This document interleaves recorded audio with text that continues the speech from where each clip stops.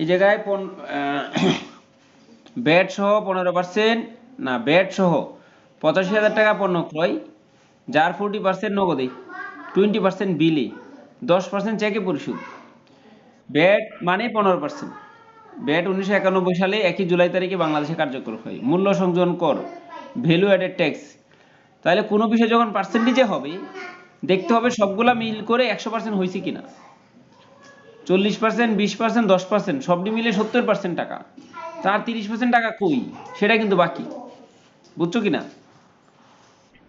তাহলে আমি কিনছি কত টাকা জিনিস কিনছি, ব্যাট সহ 85,000 টাকা। তো জিনিসটা কয় টাকা? এবার লিখতে হবে ক্রয় হিসাব ডেবিট। কয় তারিখ এটা? 5 তারিখ না? হুম, ক্রয় হিসাব ডেবিট।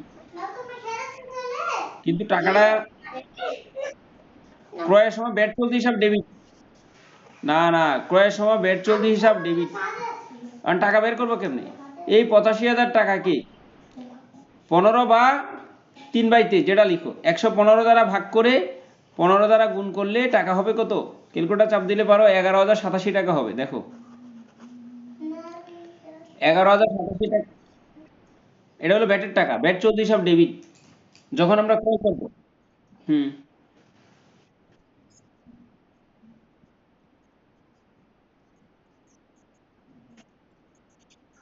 আমি তো আগেই বলে নিছি, যখন পণ্যদ্রব্য হবে তখন শুধু ব্যাট নামে হিসাব করতে হবে, এছাড়া ব্যাট নামে কোনো হিসাব করতে হবে না।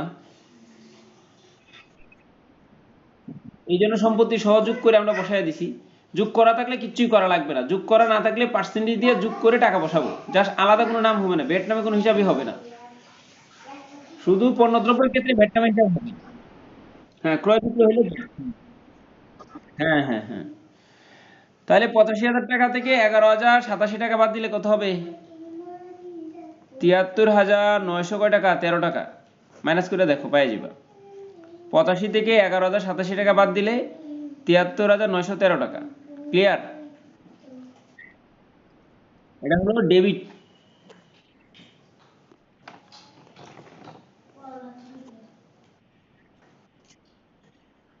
বড় হয় না। এবার ক্রেডিট করব, নগদান ক্রেডিট।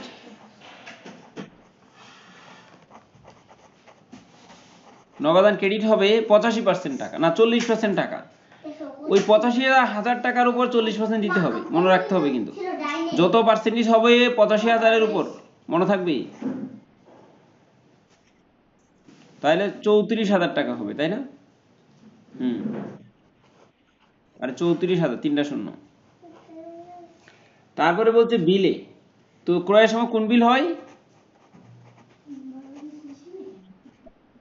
প্রদেয় বিল, তাও ক্রেডিট হবে 20%, তার মানে 17,000 টাকা। তার মানে হচ্ছে বিলে না চেকে, চেক হইলে ক্রয়ের সময় কি হবে? ব্যাংক হিসাব ক্রেডিট হবে। তো 85,000-এ 10% দিলে 8,500 টাকা। আর বাকিটা বাকি। তো বাকি হইলে কি হয় পাওনাদার? 30%। তো 85,000-এ 30% কত? 25,500 টাকা। এটা হলো ক্রয়। বুঝছো কিনা?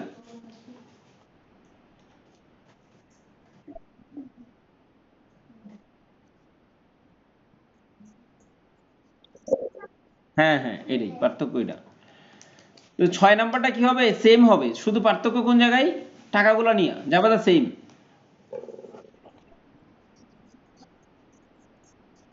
ওই 6 নাম্বারটা আমি লিখে দিচ্ছি, উপরে দিয়ে লিখতেছি, লেখা কি দেখো? 85,000 মাইনাস 11,087।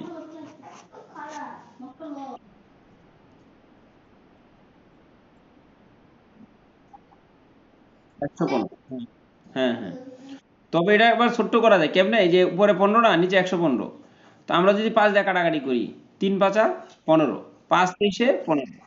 তো তুমি ওইটা লিখলো, যে উত্তর আসবে উপরে 3 নিচে 23 লিখলে একই উত্তর আসবে। বুঝছো কিনা?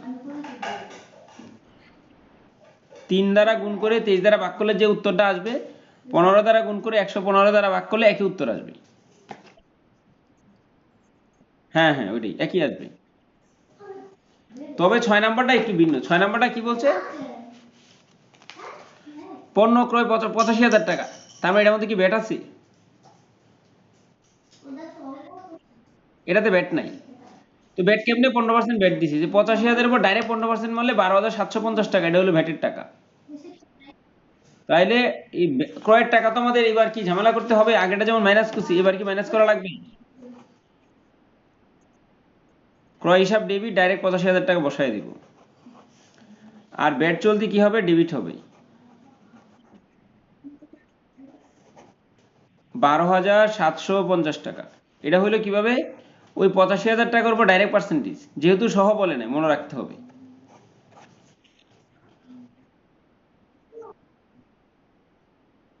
750 ডাইরেক্ট পার্সেন্টেজ মারো, 85,000 15% মারো।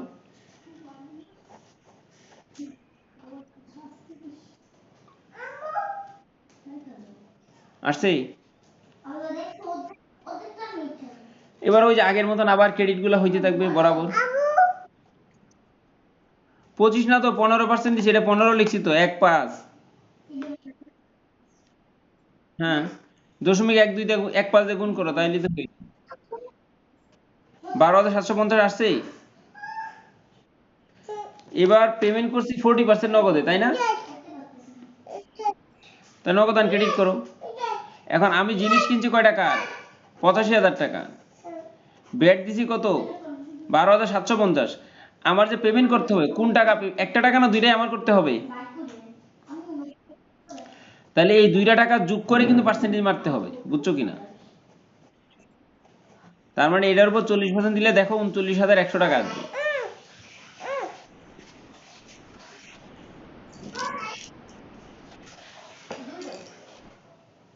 ওই 85,000 আর 12,750, 95,000 না 97,750-এর উপর 40% মারো, ক্যালকুলেটর দেখো আসে কিনা এই টাকাটা আসবে। ক্রয়ের সময় ডেবিট, বিক্রয়ের সময় ক্রেডিট হবে।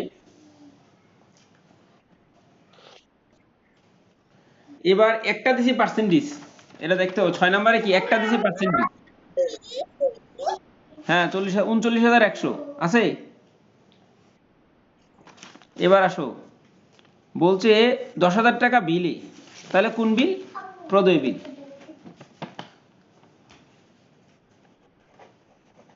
তাহলে প্রদেয় বিল কেউ তো লিখবো 10,000 টাকা। চেকে 5,000 টাকা, তার মানে ব্যাংক ক্রেডিট করবো 5,000।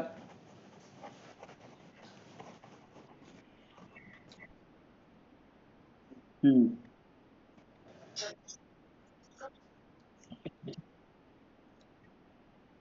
হুম। যোগ করে, হ্যাঁ, এটা কিন্তু আলাদা আলাদা করা আছে। আমার প্রশ্ন হলো, আমি যদি 85,000 টাকা জিনিস কিনি, এই যে 12,750 টাকা আমার পেমেন্ট করতে হবে না? দুইটাই তো আমার দিতে হবে। তো এই দুইটা যোগ করার পরে, দুইটা যোগ করার পরে এটার উপর 40% দিতে হবে, যেহেতু পার্সেন্টেজ হবে। না, ব্যাট সহ টাকার উপর পার্সেন্টেজ, যেমন আগেরটা ব্যাট সহ ছিল, ডাইরেক্ট ওটার উপর 85% ডাইরেক্ট পার্সেন্টেজ দিছি। বাট এটা আলাদা ছিল, কিন্তু যোগ করে পেমেন্ট করতে হবে, পরে পার্সেন্টেজ মারতে হবে। আর এই দুইটা টাকা কিন্তু ডাইরেক্ট বলে দিছি, প্রদয় হিসাবের টাকা, প্রদয় বিলের টাকা 10,000 ডাইরেক্ট বলছে, ব্যাংকের টাকা ডাইরেক্ট বলছি। এবার কি করব, দুইটা কি ডেবিট ক্রেডিট মিলছে দুই পাশ, দুইটা কি মিলছে? যত টাকা ডেবিট তত টাকা ক্রেডিট কি হয়েছে? হয় নাই কিন্তু। তাহলে আমার যত টাকা আমি কিনলাম পেমেন্ট তো করতে হবে, কিন্তু যে পেমেন্টটা এখনো বাকি সেটা বুঝতে হবে বাকি। তো এই যে দুইটা ডেবিট, এই তিনটা ক্রেডিট বাদ দিলে যে টাকাটা হয় সেটা হবে পাওনাদার হিসাব। তো 97,500 থেকে, 97,750 থেকে 39,100, 10,000, 5,000 মাইনাস করলে দেখো কত আসে, ক্যালকুলেটর চাপো, সেটা পাওনাদার ক্রেডিট হবে। কারণ এই জায়গায় কিছু পার্সেন্টেজ, কিছু ডাইরেক্ট টাকা উল্লেখ করা। দেখো মাইনাস করলে 43,650 হবে।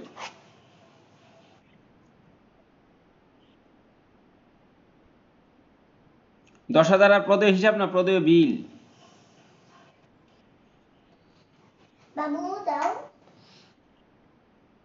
10,000 টাকা। হুম। হ্যাঁ, ক্রেডিট ক্রেডিট ক্রেডিট। পাওনাদার কিন্তু পরে পাইছি, পাওনাদার এখন লিখবা না, ওইটি মাইনাস করো আগে।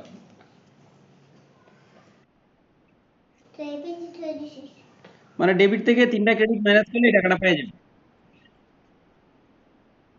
হুম। হ্যাঁ, পাওনাদার শেষ।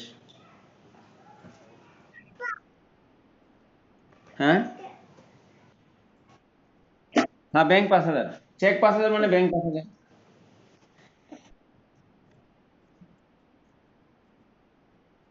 হুম হুম, 43,650।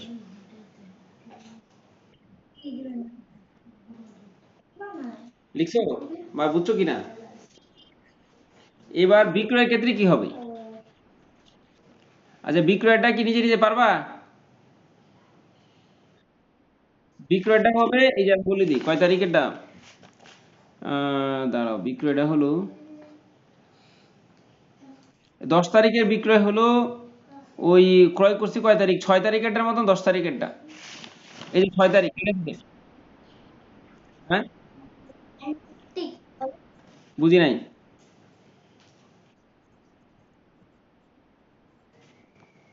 হ্যাঁ, 7, 8, 9 হয়েছে, ওইটি হয়েছে তো। 10 আর 11 এই দুইটা হয় নাই, আর এই দুইটা তো করোই নাই। 10, 11, 13, 14।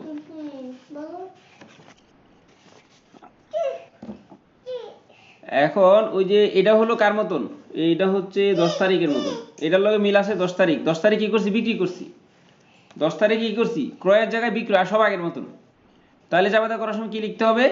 নগদান ডেবিট 39,100, প্রাপ্য বিল ডেবিট 10,000, ব্যাংক ডেবিট 5,000, আর বাকিটা কি দেনাদার ডেবিট 43,650। এবার বিক্রয় ক্রেডিট 85,000, ব্যাট চলতি ক্রেডিট 17,750। বুঝছো কিনা? এই এই 6 তারিখের নিয়মে 10 তারিখেরটা হবে এই ধরনের, যেগুলা ক্রেডিট করছো এটি হবে ডেবিট, যেহেতু ক্রয়ের জায়গায় বিক্রয় হবে। তখন ব্যাট চলতি ক্রেডিট হবে, বিক্রয় ক্রেডিট হবে। তাহলে আগে তো ডেবিটগুলো লিখতে হবে। তা নগদান ডেবিট করবা, প্রাপ্য বিল ডেবিট করবা, ব্যাংক ডেবিট, দেনাদার ডেবিট। তারপরে বিক্রয় ক্রেডিট করো, ব্যাট চলতি ক্রেডিট করো। তো ক্রেডিটের টাকা আমি আগে পেয়ে যাবো। হ্যাঁ। হুম।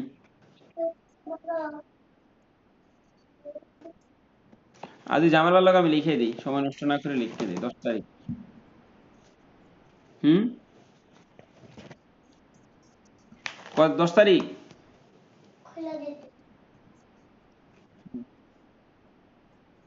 প্রদত্ত না, প্রদেয় প্রাপ্য বিল, প্রাপ্য বিল। ওটা তো বিক্রয়, 10 তারিখ তো, 10 তারিখ তো করো নাই, 10 তারিখ। না, প্রদত্ত কোনো বিল নাই। প্রাপ্য বিল, যে বিলের টাকা আমি ভবিষ্যতে পাবো।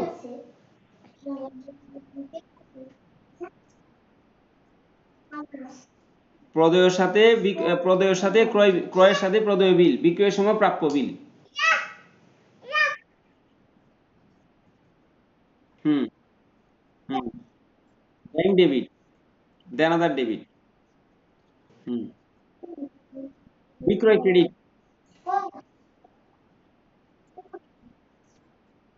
Credit, credit. টাকাগুলো বের করার সিস্টেম কি, আগে ক্রেডিট থেকে টাকা ফিল আপ করা শুরু করবা।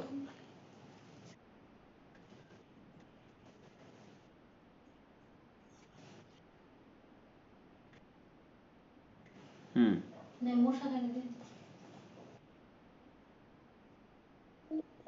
হুম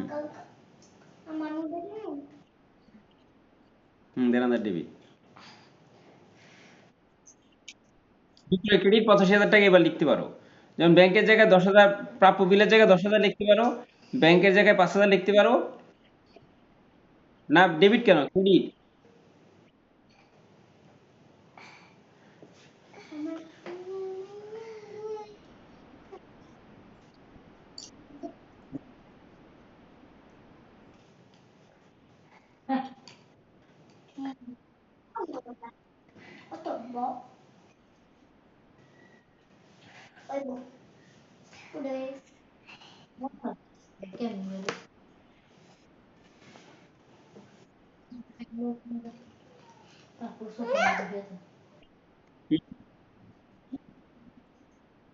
হুম।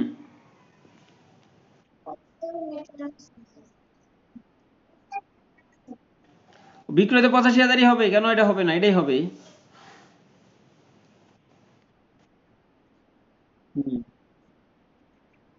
পেমেন্ট করার সময় যোগ করে বলতে হবে, পার্সেন্টেজ মারার সময় যখন নগদান ডেবিট করবা তখন এই দুইটা যোগ করে পার্সেন্টেজ দিতে হবে, 40%।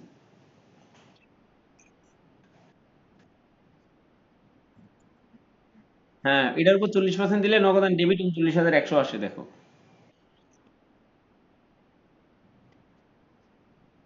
না না, তুমি ভালো করে হিসাব করো, হয় নাই।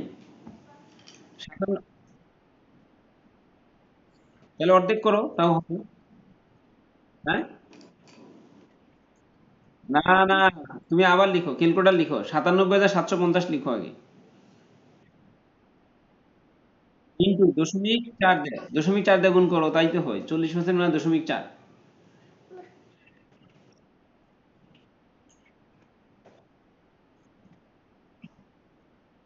ওইটাই তো হবে, তুমি তো আরেকটা কইছিলা আগে। এবার হয়েছে। আর প্রাপ্য বিল ডেবিট 10,000, ব্যাংক ডেবিট 5,000, এই টাকা তো বলাই আছে ডাইরেক্ট। এবার ক্রেডিট থেকে ডেবিটের টাকাটা মাইনাস করলে এই দেনাদারের করে 43,650 টাকা পাবে।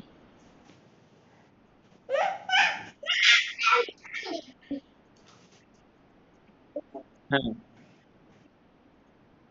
হুম।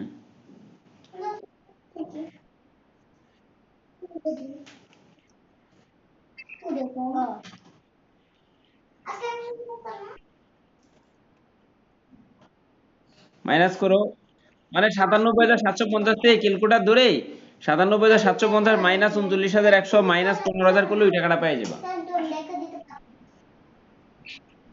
হ্যাঁ হ্যাঁ, এটাই, এটা দেনাদার ডেবিট।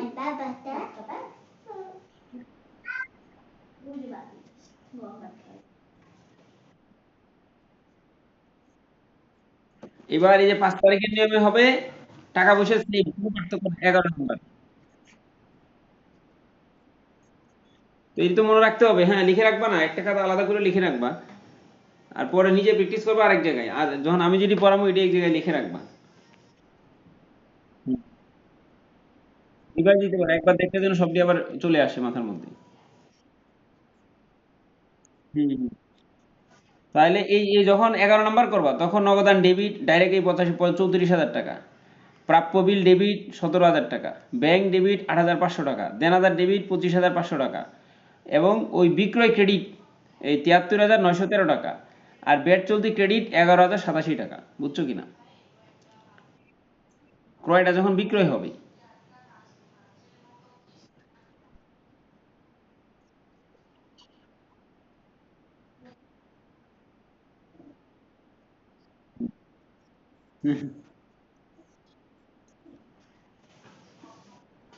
ওয়াইফাই তো বন্ধ, ওয়াইফাই কি আরাম চলবো?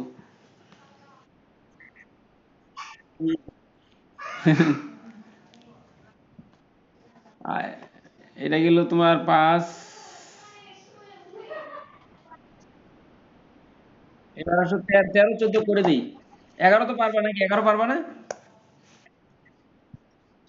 এবার 11 নাম্বার না, 13 নাম্বার 14 নাম্বার করে দিই। 14 নাম্বার কি বলছে দেখো আগে। 13, হ্যাঁ 13। ব্যাট সহ ক্রয়কৃত পণ্য ফেরত দেওয়া হলো। ব্যাট সহ ক্রয়কৃত পণ্য ফেরত দেওয়া হলো। ফেরত দেই কোন ফেরত? ফেরত দেই কোন ফেরত? ফেরত দেওয়া হলো, এটা কোন ফেরত? হ্যাঁ। তাহলে আমরা যাবাতে করি কি, পাওনাদার ডেবিট করি না? কিন্তু ব্যাট ধার্য আছে, ব্যাট আছে এটির মধ্যে। পাওনাদার ডেবিট। তাহলে আমি আগে কি করছিলাম? ক্রয় করছিলাম। তো ফেরত দিছি কেন?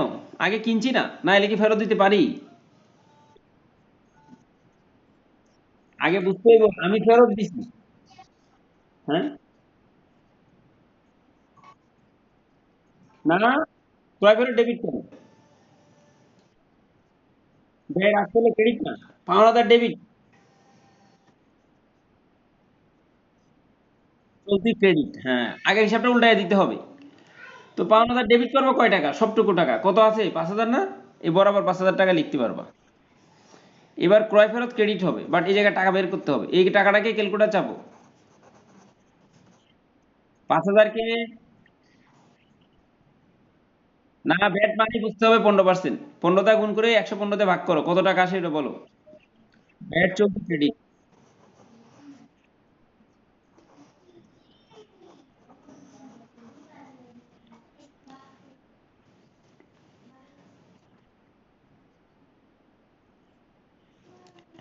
15 দ্বারা গুণ করে 115 দ্বারা ভাগ করো।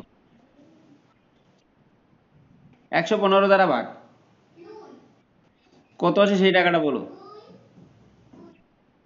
আর না, 6 দশমিক কেন আসবে ভালো করে বলো। তুমি 5,000 আগে ক্যালকুলেটার চাপো, 5,000 চাপো, 5,000 ইন্টু 15 দাও, ইকুয়াল দাও, ভাগ 115 দাও।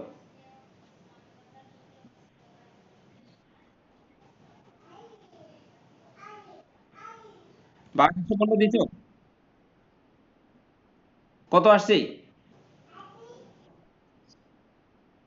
6 5 বাংলা এটা কইতে পারো না? 6 মানে 600 কয় টাকা এটা কও। দশমিকের পরে কত আছে? ওটি বাদ, 5-এর পর হইলে এটি বাদ, তাহলে 652 টাকা ওটা কইবা। 652 টাকা এবার মাইনাস করো, 5,000 দিয়ে এটা মাইনাস করো। হুম, 348 না, এটাই হবে 348। আর 34 কেন, 52 না 48 হবে, ভালো করে দেখো।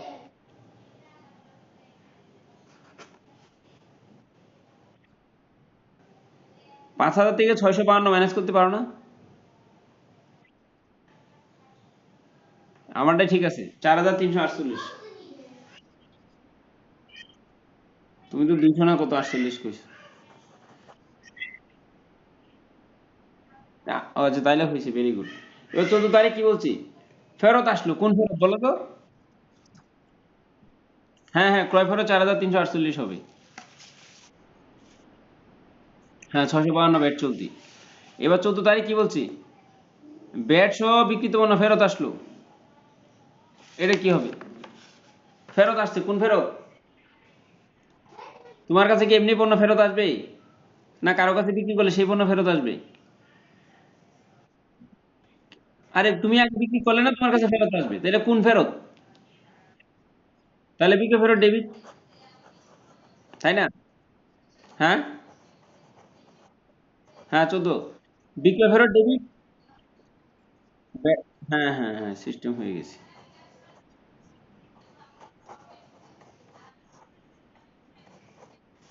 টাকা আগের মতন বসাও, 652 টাকা, 4,348 টাকা, বেনাদার ক্রেডিট।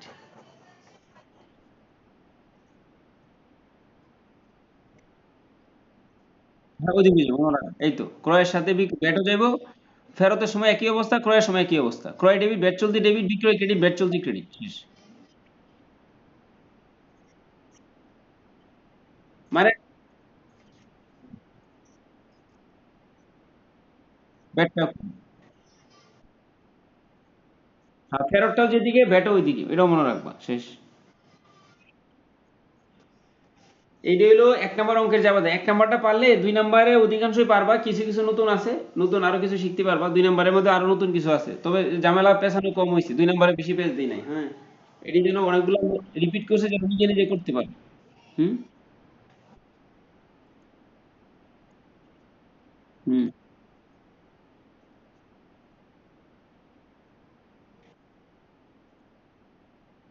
না, দ্বিতীয় খণ্ডেও আছে, কমন আছে না, দ্বিতীয় খণ্ডে সব নতুন, প্রথম খণ্ড দ্বিতীয় খণ্ডে হ্যাঁ, দ্বিতীয় খণ্ডে সবই নতুন। নতুনের মধ্যে আর্থিক বিবরণী আগে 9 10-এ করছো না, আগে যখন আইটেম জটিল কম ছিল, এবার আরেকটু জটিল দিবে, ওটা আছে। আইটেম তো এবার আইটেম তো একটু পেজ দিতেই পারে, এটা কোনো বিষয় না। পড়াশোনা করলে এটা কোনো বিষয়ই না, এটা বিষয়ই না, এটা বাদ, জটিল বলতে কিছু নাই। তাই আমি তো এটা সহজ করে বুঝাবো, এটি তো মানুষের কথা হই না তো লাভ নাই। এবার দেনাদারি অনেকগুলো নাম আছে, এটি কিন্তু এখন শিখতে হবে। 9 10-এ বেশি নাম দেই নাই, এবার নামগুলো দিচ্ছি। হ্যাঁ, যেটা একবারে সহজ, একবারে সহজ, দেনাদার নামে সবাই চিনে, তাই না? তো দেনাদারের আরেকটা নাম হলো প্রাপ্য হিসাব, এই দুইটা নাম সবাই চিনো, কিন্তু আরো নতুন নতুন নাম আছে, এটি ইন্টারে থাকবে, এখন শিখতে হবে। যেমন এটাও পরিচিত, মনে মনে হয় পরিচিত, বিক্রয় খতিয়ানের জের, এটা তো পরিচিত নাকি? না ভুলে গেছে? বিক্রয় খতিয়ানের জের, এটা মানেও দেনাদার। এই তিনটা নাম মোটামুটি জানার কথা। কিন্তু পাওনা, পাওনাও কিন্তু দেনাদার, পাওনা দেনাদার। পুস্তক ঋণ, এটাও দেনাদার, মনে রাখতে হবে। লিখছিলাম, ভাবছিলাম যে সবটি না শিখলেও হয়, কিন্তু এবার লাগবে। হ্যাঁ, ইউনিভার্সিটি অ্যাডমিশনে এটি আসতে পারে। তাইলে দেনাদার মানে কি, যে আমার কাছ থেকে পণ্য কিনছে, তার মানে তার নাম কি? ক্রেতা বলতে পারি না?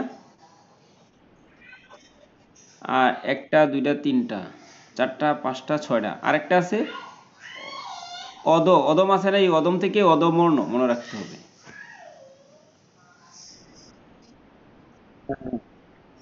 এটা একবারই প্রথম। বাকিগুলা মোটামুটি আগে থেকে পাইছো। এবার হলো ওই পাওনাদারের ভিন্ন ভিন্ন নাম। যেমন পাওনাদার সবাই চিনে, পাওনাদার। পাওনাদারের আরেক নাম হলো প্রদেয় হিসাব, এটাও মোটামুটি পরিচিত। পাওনাদার মানে কি? যার কাছ থেকে আমি কিনছি তার মানে সে কি আমার কাছে বেচছে নাকি? তাহলে সে বিক্রেতা। বুঝো নাই? আমি কিনছি, সে বিক্রেতা না। তাহলে সে তো সরবরাহ করছি, প্রোডাক্টটা তো সেই সরবরাহ করছে, তাহলে তার নাম কি? সরবরাহকারী বলতে পারি। এবার আরো ভিন্ন ভিন্ন নাম আছে, সে হলো দেনা। বলে আমার অনেক দেনা আছে, মানে কি? মানুষ তার কাছে টাকা পাই, তার মানে দেনা মানে কি? প্রদেয় হিসাব, পাওনাদার। তাহলে একটা দুইটা তিনটা, ও ক্রয় কত এনেছের, ক্রয়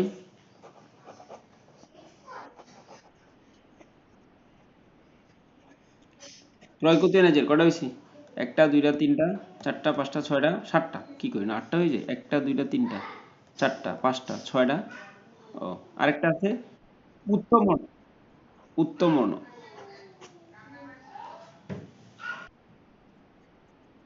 হ্যাঁ, ওটা অধমন্য, এটা উত্তম মন।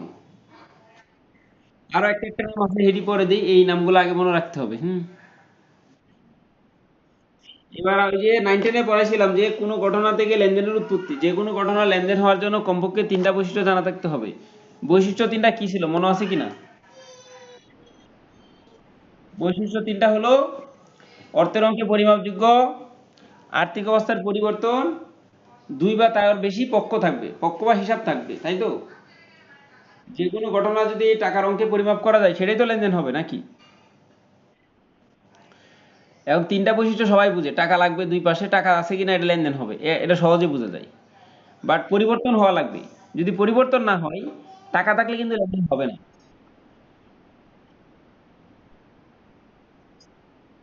নিয়োগ দিলে আমি তো টাকা দেই নাই, আমার তো লেনদেনে কোনো পরিবর্তন ঘটে নাই, আর্থিক অবস্থায় কোনো পরিবর্তন ঘটছে?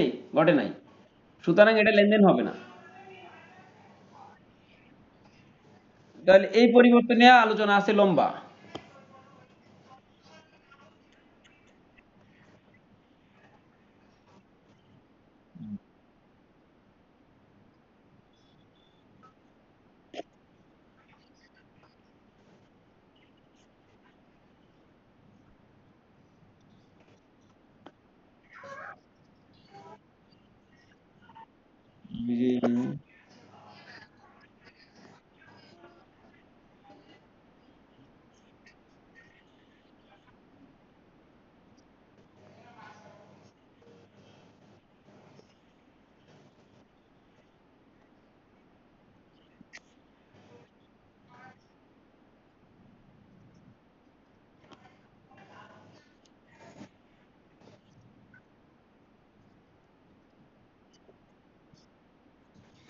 ওই সময় তাহলে ওই আলোচনা কি আজকে করবো না থাকবে এরকম? আজকে না হয় থাক, না হয় মাথায় ঢুকবে না, ওইটা ওইটা একটু ক্রিটিক্যাল আলোচনা, ওইটা খুবই জটিল এবং এটা ইউনিভার্সিটি অ্যাডমিশনের পরীক্ষায় আসে।